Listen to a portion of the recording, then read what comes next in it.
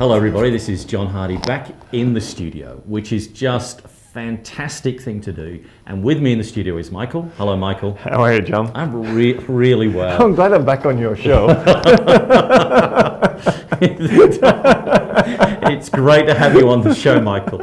We do such good work together. I know. We really do. Yes, I've had comments about the enhancement since I've... Okay, yes. Anyway, you were talking about leadership. You said, we're going on the show and we're going to talk about leadership. I said, well, I've got to be involved. Yes, you've got to be involved. Oh, this is fun.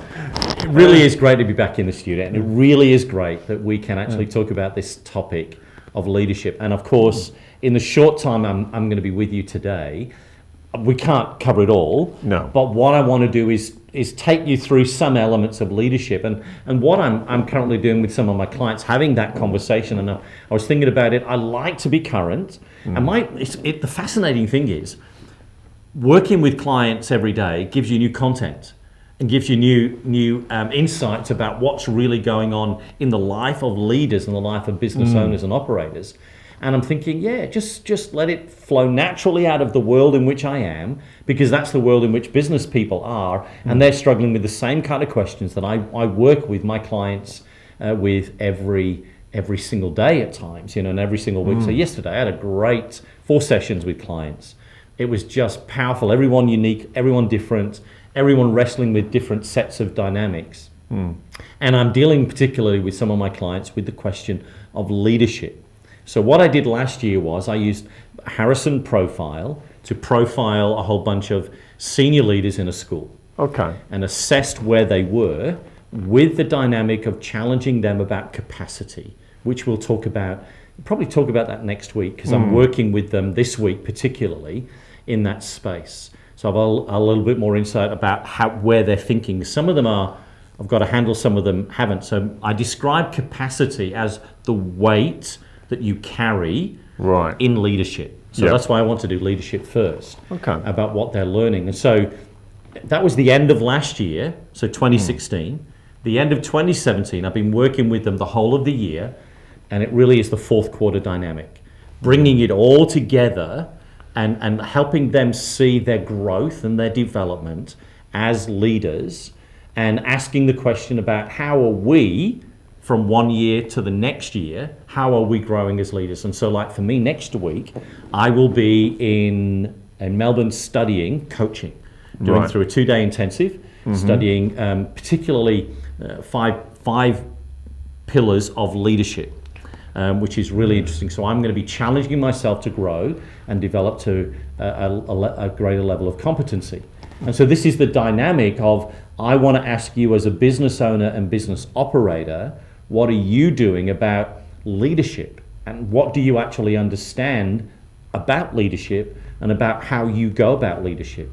Now, let me illustrate it this way from the top.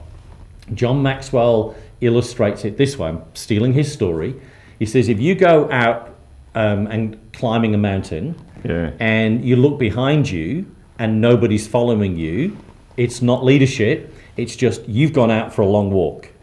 And sometimes that's what we think we're doing. We think we are leading, and we think people are following us, but when we look behind, there's nobody there. There's nobody there. So what John talks about, and his fundamental principle, is leadership is influence. So if you are climbing a mountain and you're moving yourself up the mountain and you're bringing people with you, you're influencing their effectiveness, capacity, dynamics, strengths, skills, competencies, character, and you're helping them grow. Because when you climb a mountain, it's hard work. Absolutely. It's hard work. You need a whole new set of skills to actually move into new parameters. And that's why I call my business peak consultancy, because I want to take people to the mountaintop. No, well, I actually want them to climb the mountain. You know, my motto is climb the mountain, see the view. And put the hard yards in, so doing that whole dynamic. Because if you take those steps up the mountain, it's amazing that, November the 1st this year, I'll be starting my 17th year in as a business coach and in my own business. And I never imagined that kind of, but all it is now I'm 17 steps up my mountain of developing me as a coach. And that's why this whole dynamic of what we're doing in this conversation in the studio, both with the TV and with the radio, and going around the world. And we had a question today from Madrid in Spain. Salvatore. And we've had one from Philadelphia in the US, and we've had them from Australia, of course. And this is the fascinating thing about what we're trying to help you with, and I'm helping me with, is understand, and I want you to get this, if you get anything else from today, your leadership is about influence.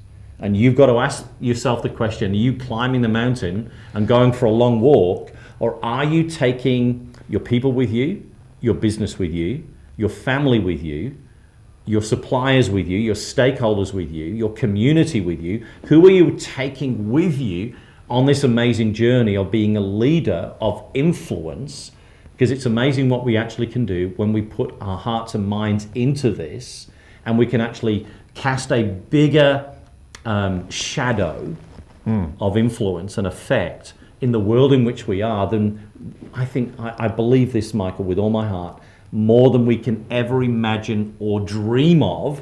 We have amazing capacity inside of us if we only wrestle and get a hold of what leadership really is for us. Is that meaning that to take the first steps onto leadership is to know what you are inside yourself, to be able to express that and get an actual clear values, understanding and self-purpose? Yeah, you've got to figure out where you are on the leadership paradigm. Yeah. And so you might be a brand new startup business and you are trying to figure that out. Oh, you've been around 10, 15, 20 years in business.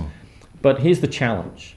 Were you a startup and you've just repeated the thing for 20 years? Or have you grown? I want you to really think through where this whole dynamic is. Leadership for you is influence, and your question is, how well am I doing in that space? And we're going to be back with you in just a short while to continue on this conversation of the dynamic of leadership in and around your world as a business leader.